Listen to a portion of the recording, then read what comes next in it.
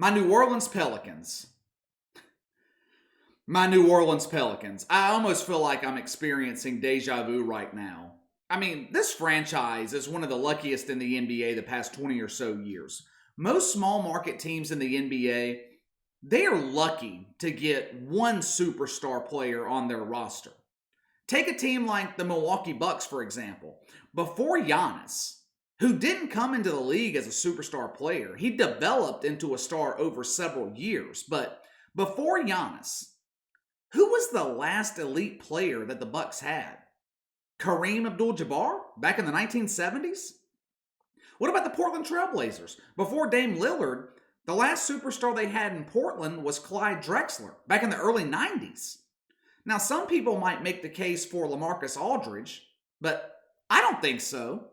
I wouldn't classify his time in Portland as a success, and I don't look at him as a superstar player either. My point is, small market teams can go years, sometimes decades, without a mainstream star player on their roster. And they just toil away in irrelevancy. It has been damn near 10 years since Dwight Howard left the Orlando Magic, and they have been irrelevant ever since. The Pelicans have been lucky. They drafted Chris Paul, had some success, had a lot of success. Now he ends up leaving New Orleans. They go out, they win the draft lottery, draft Anthony Davis. They had 7 years with Anthony Davis to build a team around him. 7 years. Now, to the Pelicans' credit, they tried, but trying is not enough. When you luck into a once-in-a-generation player, you have got to find a way to make it work. You can't blame it on the injuries, bad management, or coaching. Doesn't matter. Fact of the matter is, the Pelicans screwed it up with Anthony Davis. Now, the basketball gods were on their side yet again. Once again, as one future Hall of Fame player was on his way out, another transcendent player was on the horizon. New Orleans, they again won the draft lottery, got Zion Williamson, the biggest name in college basketball in years. When Zion got to New Orleans last season, people expected instant success, and I include myself in that. I thought the Pelicans were a playoff team last year. I thought they were going to make the playoffs. And honestly, if the NBA didn't shut down in March, I think the Pelicans would have made the playoffs last year. They were one of the hottest teams in the league before the Kobe shut everything down. Now, when they got to the bubble down in Orlando, they were never able to regain that rhythm they had before the shutdown. Alvin Gentry was the fall guy last season. David Griffin fires him, brings in Stan Van Gundy. One of the weaknesses of the Pelicans last year was defense. They could score in bunches offensively, but they couldn't stop anybody, which is common with young teams. Young teams often struggle defensively. That's one of the reasons that I liked the Stan Van Gundy hire. I followed him his entire tenure in Orlando. Those Magic teams with Dwight Howard, they were known for their three-point shooting, playing inside out with Howard down low, surrounded by three-point shooters. That was their MO. But the Magic were so successful in the Stan Van Gundy era because they were great defensively. There's a lot of talk and speculation going on right now in New Orleans. Lonzo Ball is going to be traded.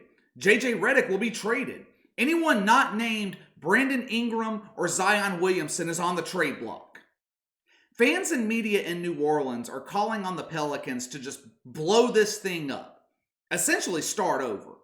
Build a new team around Brandon Ingram and Zion Williamson.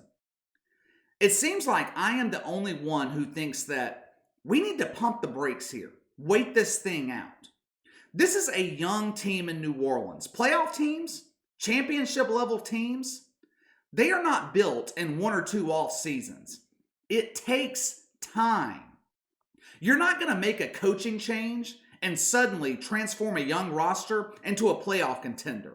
It doesn't work that way in the NBA. This isn't the NFL we're talking about, where a team can go 3-13 one year and go 13-3 the next season and improve like that in the span of one off season. It is a long process in the NBA.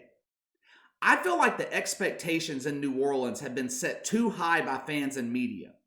They are expecting greatness on a team that has a roster full of young players. The players in New Orleans on this roster, on average, had just 3 years of NBA experience. And just to be clear, I am not against trading JJ Redick. He doesn't belong on this team. He's in the twilight of his career. He's on an expiring contract. He wants to go play for a contender. I think the Pelicans should get what they can for JJ Redick. I'm not against trading him. I am against trading Lonzo Ball or any other young player that's rumored to be traded. More specifically, I am 100% against trading Lonzo Ball. I made a video over the summer explaining why New Orleans would be crazy to trade Lonzo Ball. We're about to go over all of that again. And I understand that he has gotten off to a bad start this year. I get it. At least until the last week or so. I mean, Lonzo Ball was on fire to end January. But for the most part this season, he has been disappointing. I get it. But so have the Pelicans as a whole, outside of Brandon Ingram and Zion anyway. But Lonzo has come a long way under Fred Benson, who was instrumental in helping him improve his shooting. I think some of the problem with Lonzo Ball this season is the uncertainty, the trade rumors.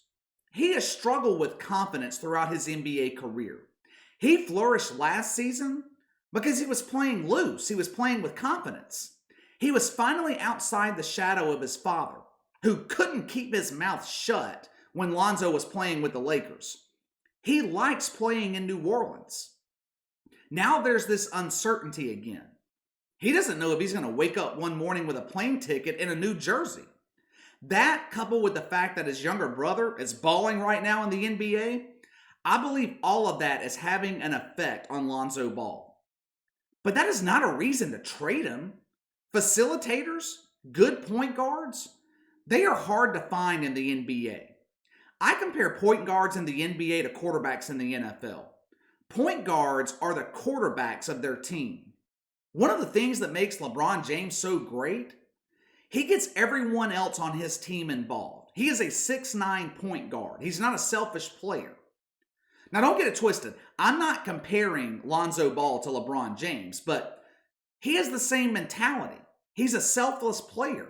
He's great at getting everyone else on the court involved. Now I know some of you will disagree with me. Some will argue that he takes too many threes and misses them. But Lonzo Ball is a good floor general. If you trade him, who in the hell is going to be the point guard in New Orleans? The only other point guard that they have on the roster is Kira Lewis Jr. He's a rookie. He's been impressive at times in the limited minutes that he's been given, but he is not a real option at this point to replace Lonzo Ball. Plus, what can the Pelicans demand in return for Lonzo? I did some research. The trade market for him is mixed right now. There likely is not any team interested in giving up draft picks to get Lonzo Ball. New Orleans might. They might get a decent player in return for him. But does that really help the Pelicans right now? No. It actually hurts them. You have no other point guard on the roster to replace him. That was one of the problems throughout the Anthony Davis era in New Orleans. The Pelicans didn't have a guard who could run the offense and get AD the ball. My point is, people in New Orleans, fans and media both, they need to be patient. People tend to forget. Lonzo Ball is on his third coach in 4 years. His entire career has been the definition of instability. He hasn't even played with Zion Williamson a full season yet. He has the potential to develop into a great guard. Stan Van Gundy has only had this team for a little over a month in the regular season. And we're already talking about blowing up the roster? Give it some time. I've already seen some small improvements defensively. They still have a problem with the turnovers, I get that, but it is going to take time to develop this young roster. What I don't want to see happen in New Orleans is a repeat of the Anthony Davis era, where the front office is just making rash decisions, impulse trades, and none of it improves the team. The Pelicans have got to get this thing right with Zion Williamson. And they've got just another 4 or 5 years to do it. But fans and the media in New Orleans are acting like this season is already over. Let's blow up this roster and start over. We're only a quarter of the way through the season. I mean, the Pelicans, they had a bad stretch of 10 games. That's it. It happens at some point throughout the regular season. But they're still only 2 games out of the playoffs. All I'm saying is, let's just see what we have with Lonzo Ball and the rest of this young roster. Then if David Griffin wants to make changes in the offseason, fine. What I don't want to see are impulse trades made out of emotion or panic. Trading Lonzo Ball at this point would be a mistake. That's all for today. Hit that like and subscribe button. Click the notification bell to receive all notifications from the channel. Leave me a comment in the section below. Should the Pelicans trade Lonzo Ball right now, or any other young players on this roster? Or should they wait it out and see how this season goes? Let me know your thoughts. You can follow me on Twitter at KC_BTL84. Best way to contact me is by email at btlkc84@gmail.com. I'll see you guys next time.